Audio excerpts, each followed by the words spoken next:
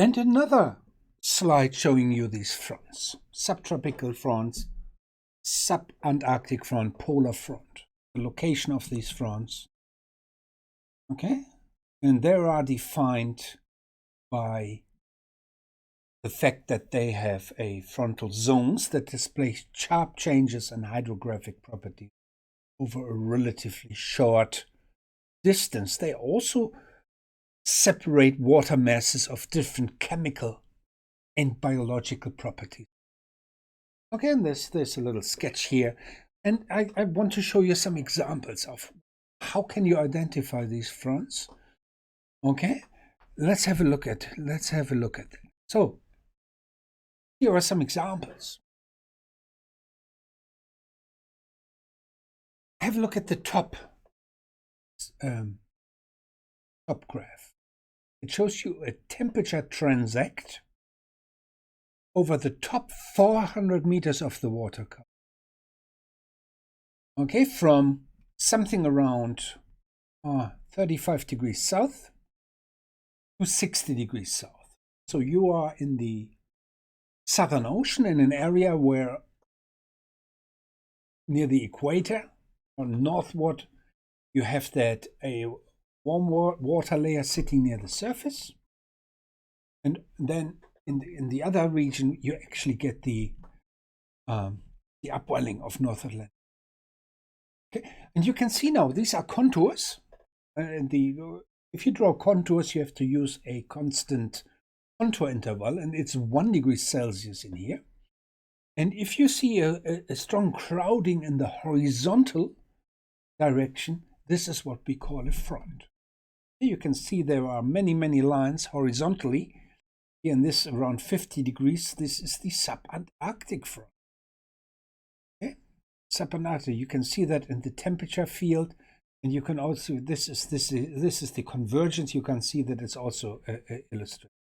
In the salinity field, you can actually identify the polar front and the subtropical front, because these are the extremes of the region where Antarctic intermediate water is pumped into the ocean interior.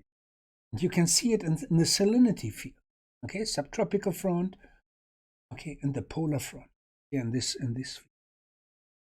And this is how you can identify these fronts. And indeed, what is of relevance to the climate sciences, any indication whether these fronts actually change. Okay? Does the positioning change of these fronts?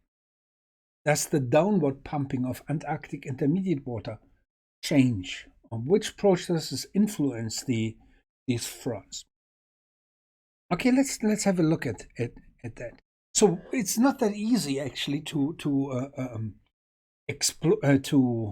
answer these questions, because fronts are not strict straight lines. Okay, so they are very complex features, and this is one example. What's shown here is the subtropical front, and it's a horizontal cut.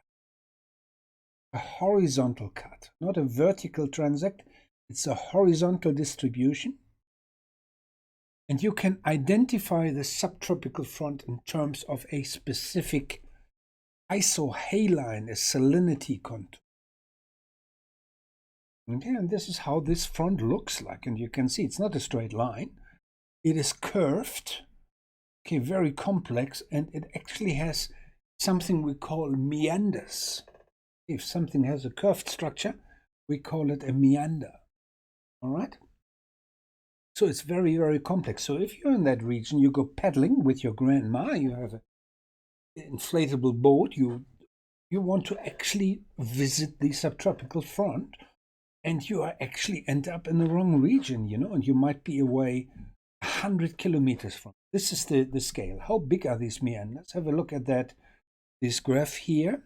And what you learned is, just as an estimate, 1 degree is 100 kilometers. So these features here are 100 kilometers. That's the size of mesoscale edge.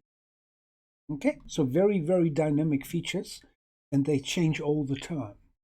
Okay, so very, very